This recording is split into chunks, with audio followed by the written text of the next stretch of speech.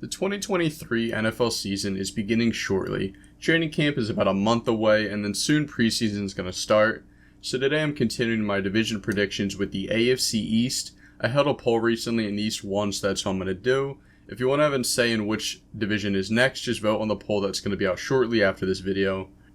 Remember, these predictions are based on last season, off-season moves in free agency and the draft, and the schedule for this upcoming year. Remember, these are just my predictions, so if yours differ, just let me know in the comments below and enjoy. The AFC East really don't have any teams that are fighting for a top 5 draft pick. All 4 are competitive. The last 3 years, however, have been dominated by the Bills, but that doesn't mean it's guaranteed to happen again. There are plenty of storylines going into this season, such as Aaron Rodgers leading the Jets to his health for 17 games, Mac Jones with an actual offensive coordinator, and the Stephon Diggs/Bills relationship, all of which I'm excited to watch unfold this season. Starting off in last place, I have the New England Patriots. I really don't think this past team is all too bad. They just happen to have 3 good teams in their division. The Patriots are coming off of an 8-9 season in which they took 3rd in the East. It was a very up-and-down season which ultimately didn't lead to a playoff berth and a very average record. Mac Jones finished his sophomore season with 14 games played, 14 touchdowns to 11 picks. He eclipsed 3,000 yards through the air with a 65.2 completion percentage. So overall it wasn't the worst, but it also wasn't the best. I for one am not the biggest Mac Jones fan in the world, I will say that now, but I also don't think the lack of Patriot success since the Brady departure is all his fault. I do think he's limited with his lack of mobility, which is a big part for quarterbacks nowadays. He also wasn't a top 10 pick, so I don't think he should be held to the same standard of the other guys in the draft like Trevor Lawrence, Lance, and Wilson, although he's better than the majority of those. Major issue the Patriots had was one, they didn't have an offensive coordinator. I believe it was a combination of Bill Belichick, Matt Patricia, and Joe Judge, which should be improved this year with the addition of Bill O'Brien as the OC.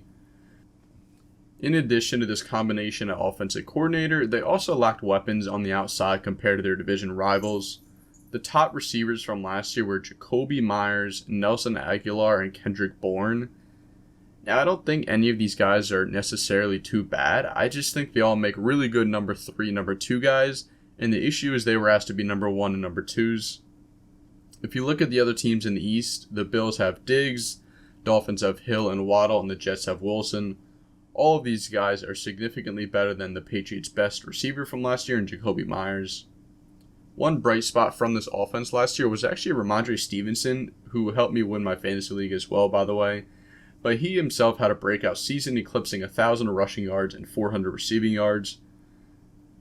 This team ranked 17th on offense total, 20th in passing, and 24th in rushing. The defense, however, as usual, was pretty good under Belichick, ranking 11th overall, 17th in the passing defense, and 7th in rushing.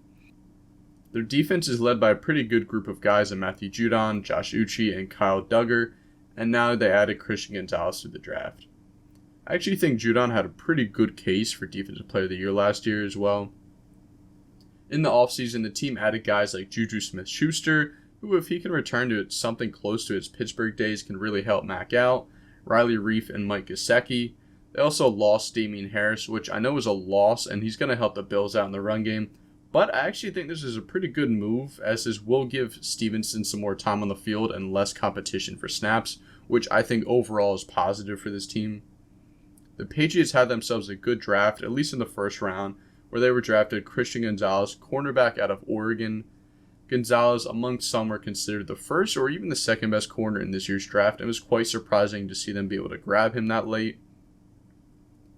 The Patriots traded back 3 spots all the way to 17th and picked up a 4th rounder in addition to being able to draft Gonzalez.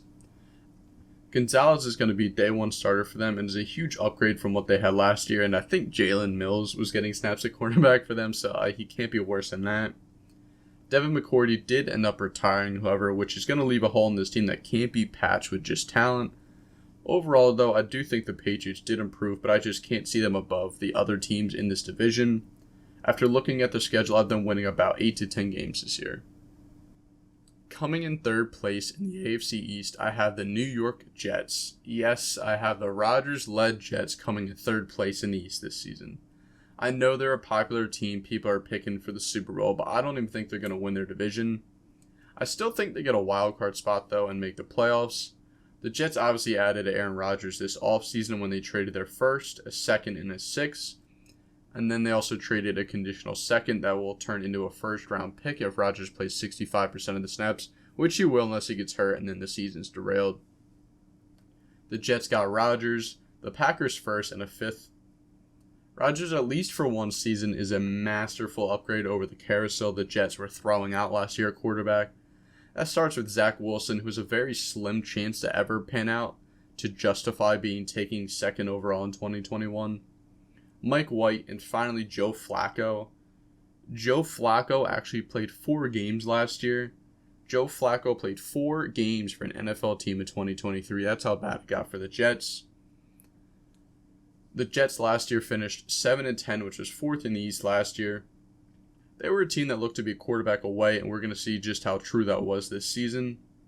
The team suffered a major injury from an offensive contributor in rookie Breece Hall, who was arguably on pace to win Rookie of the Year, or at least Offensive Rookie of the Year if he didn't get injured, and he only played 7 games. Another rookie in offense took the spotlight in Garrett Wilson, wide receiver out of Ohio State. Wilson shined even with poor quarterback play, eclipsing 1,000 yards as a rookie. On top of that, the Jets had another rookie standout on the defensive side of the ball in Sauce Gardner, who many have as a cornerback 1 going into the season, which I have no problem with. Sauce won Defensive Rookie of the Year last year and will continue his campaign as CB1 in 2023. The Jets have an arguable best at their position in Quinnen Williams, their defensive tackle, who had 12 sacks last year for the Jets. Overall, this Jets roster is very good. Last year, there were 5 games in which the offense scored under 10 points, which is absolutely insane in 2023. They even managed to lose a game where the defense didn't give up a touchdown in 60 minutes of play. All is looking good for the Jets in 2023, though, and like I said, I expect them to reach the playoffs for the first time in 12 years, which is definitely the longest drought in the NFL. There are some questions I have. First is Robert Saleh, who's pretty good defenses in his time with the Jets, but the offense has always struggled. As a head coach, you're going to get some of the blame for this. I know his quarterbacks have not been good with his time there with the Jets, but this is your year 3 and you have Aaron Rodgers, so you absolutely cannot miss the playoffs again. If Saleh does fail to get this team to the playoffs, I can see him being fired, as 3 years is a long lifespan for NFL coaches these days. The Jets did bring in some free agents this offseason, such as Allen Lazard, McCole Hardman, and Randall Cobb, who's still somehow playing at his old age. Rodgers is coming off one of his worst seasons as of late after winning back-to-back MVPs. He followed it up with a sub-4,000-yard season, completing 64.6% of his passes and throwing 12 interceptions. 12 picks isn't awful for the average quarterback, but for Aaron Rodgers, it's somewhat alarming.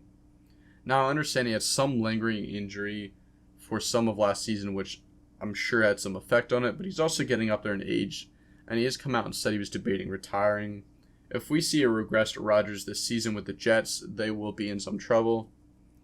I do think there's enough talent on this roster to make up for just the slightest regression in Aaron Rodgers, and even if he does regress, he's going to be their best quarterback they've had in the last 3 years in the Saleh regime.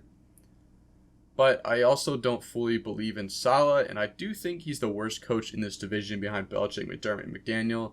I don't think he's one of the worst coaches in the NFL. It's just he's in a division with really good coaches, and this is going to put them at a disadvantage.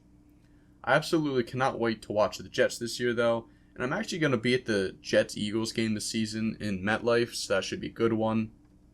After looking at their schedule, I've them winning about 10 to 12 games this season. Now, somewhat of a shocker, I have the Buffalo Bills coming in second place and finally being dethroned from the top of the AFC East.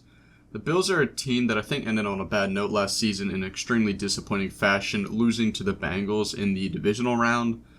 At the time I'm making this, there are some tremors at the camp about Stephon Diggs. I'm not entirely sure about the exact story of it, but there's, I guess, coming from both parties, organization and Diggs, about him being there or not being there.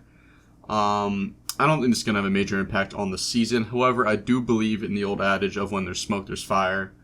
But I don't think it's going to derail anything, or I don't expect Diggs to be traded or even requested trade. There's also been a lot of NFL discourse recently about people dragging Josh Allen down their quarterback rankings, mainly because of his turnovers from last season. but I find this ridiculous. He's still a top 3 quarterback. If you want to put him at 2 or 3, he's definitely not 1, but I think he's interchangeable with Burrow. He's just so good. He had 35 touchdowns to 13 picks, I think, which, 13 picks is a lot, but it's not insane, especially when he's having 35 touchdowns. And he's so good on the run. I think he was their second leading rusher last season with about 750 yards. So, Josh Allen can carry this team to double-digit wins every year. The Bills finished 13-3 last season and were first in the AFC East. There's not too much to say about the Bills, as I like everything about them except for their backfield, which should be better with Latavius Murray and Damian Harris additions. And their offensive line, which I know is important, but they have everything else in place to succeed and make up for this. They have an excellent quarterback, a great coach, and they have a great defense as well. The defense is guys like Ed Oliver, who I believe just got extended, Jordan Poyer, Matt Milano, and now a healthy Von Miller, who was actually having an amazing season before he got hurt. I also really like the addition of Leonard Floyd, who's an edge rusher from the Rams they added in free agency, who's going to make a great combination with Von Miller on the edges. In the first round of the draft, they chose Dalton Kincaid at the 25th pick, who many had as their tight end 1. Normally I wouldn't go tight end in the first round, but I really like this pick as the Bills air it out as much as anybody in the league. I know they just signed Dalton Knox prior to last season to a 4-year deal, and he's going to be around for much of the Kincaid rookie deal, but this is an offensive league, and just based on their draft position at 25, this was the best value they could have gotten for a pass catcher as all the wide receivers were taken. After looking at the Bills' schedule, I've them winning about 11 to 13 games this season. The team I have winning the AFC East this year is the Miami Dolphins. Yes, I had the Dolphins winning the East, barring any Tua injury. I know last year he missed a lot of time due to concussions, and there's a chance this happens again. I've also seen people say he should retire, take some time off, but it looks like he's going to play this year, and I'm not going to base these predictions on guessing injuries. Every single team is going to have injuries. Someone's going to, tear their ACL in the preseason or a training camp and be out for the year. That's going to change, how their team outlook looks. So I'm just not going to do it. Every team, I'm just going to be making these on paper and what they look like right now. This Dolphins team's very talented, and with a healthy Tua is a tough outing for anybody. Tua had himself a good season in his 13 games played. I know he didn't finish all of those games, but he at least started in 13 games. He had 3,600 yards with 25 touchdowns and 8 picks, and with what I believe is a league high in 8.9 yards per attempt, so they're throwing the football downfield. The Dolphins as a team went 9-8 and took second in the AFC East in Mike McDaniel's first season as head coach. This team has a lot to like about them once again, except for their backfield. Their receiving core is so exceptional, which includes Tyreek Hill, Jalen Waddle, and now Robbie or Chosen Anderson. Their tight end spot is open after letting Mike Gesicki walk, though. Their O-line is questionable, but the most important spot on the offensive line they have secured with Teron Armstead. I've recently seen the rumors about Dalvin Cook, who was recently released by the Vikings. I've seen people saying that the Dolphins offered him a contract. The Dolphins still have $13 million in cap space, so they can most certainly afford Cook, who I would assume is going to be cheap, short-term deal, sort of like a prove-it 1-year contract. And he'd be a day one start and an immediate upgrade for this team in the backfield. I'm someone who isn't the biggest fan of the running back position in football, but for Miami, it just makes too much sense to go out and grab him. This would take the ball out of Tua's hands and maybe prevent some injuries, relieve some stress, and keep it on the field. And their leading running back last year was Raheem Mostert, so he'd be an immediate upgrade. The defense is also really good with guys like Christian Wilkins, Jalen Phillips, Bradley Chubb, and now Jalen Ramsey to go along with Xavier Howard on the other side. This cornerback tandem is at worst top 5, although they are an older one, but they're still a very good cornerback combination. Overall, this prediction is just based on Tua playing 16 to 17 games. I know that's not guaranteed, but once again, I can't predict injuries. On paper, the Dolphins are the best team, and I also really like their coach. This team also performs well against their division rivals, including the Bills, so I think they come away with the tiebreaker this season, which is why I have them winning. I really think it's going to come down to a tiebreaker in week 16 or 17, and the Dolphins are going to win it. After looking at their schedule, I have them winning about 12 to 14 games this season. Those are my AFC East predictions for the 2023 season. I have the Patriots in 4th, the Jets in 3rd, the Bills in 2nd, and the Dolphins in 1st. Remember, these are just my predictions, so if you think otherwise, just let me know in the comments below. Also, if you'd like to choose what division I do next, be sure to vote on the poll, which I'll have out shortly after this video. Thanks for watching, and I'll see you guys in the next one.